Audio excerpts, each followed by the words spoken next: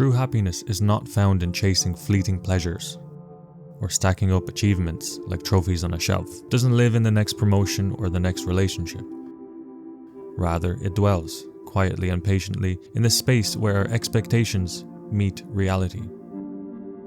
When we stop demanding that the world conform to our will, and instead learn to flow with the nature of things, we stumble into something more lasting than happiness. We find peace. So Epictetus says, "Seek not for events to happen as you wish, but wish for events to happen as they do, and your life will go smoothly." And the Stoics called this living in accord with nature. But nature, for them, was not just trees and rivers and weather patterns, but it was the entire order of existence. It was life as it unfolds, not as we wish it to be. To live in accord with nature meant to understand the rhythms of the world and to stop clinging to what cannot be controlled.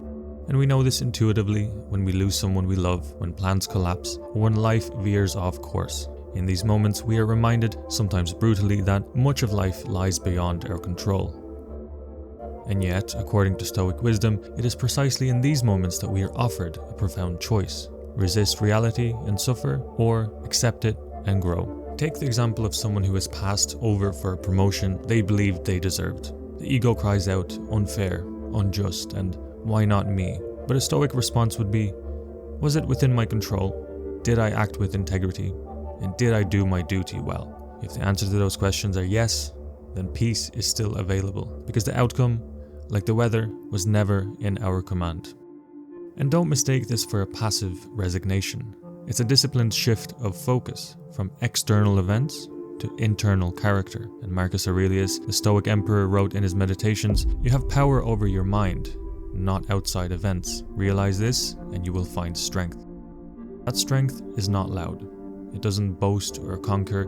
It's the quiet confidence of someone who stands rooted while the winds of change howl around them. And of course, this is not easy work. It requires unlearning. We are conditioned to believe that happiness is out there, external, waiting to be seized, earned, and achieved. But what if it's not about what we get, but how we see? What if the path to peace is not in gaining control, but in letting go of the illusion that we ever had control? And so when we loosen our grip, we begin to meet life as it is. Joy and sorrow, gain and loss, they rise and fall like waves in the same sea. To resist them is to drown, while to accept them is to learn to float.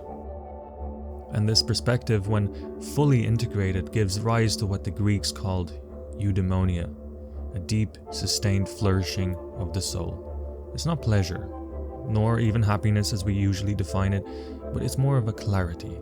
It is alignment. It's the feeling that comes when your mind is no longer at war with the world. And in this vein, Epictetus reminds us, men are disturbed not by things, but by their view of things.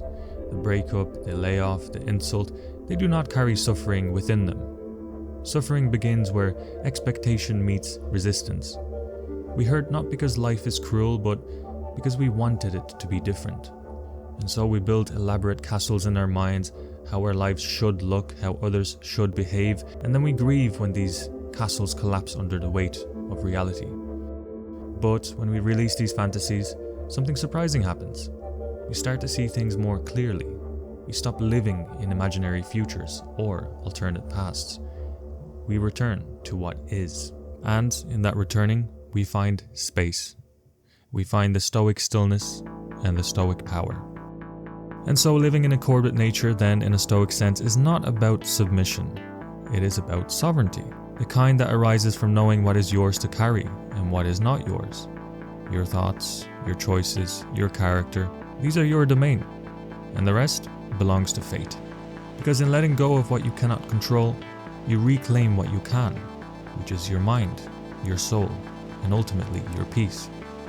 And from there, true self-development begins. Not as self-improvement, but as self-alignment, not chasing happiness, but as cultivating wisdom.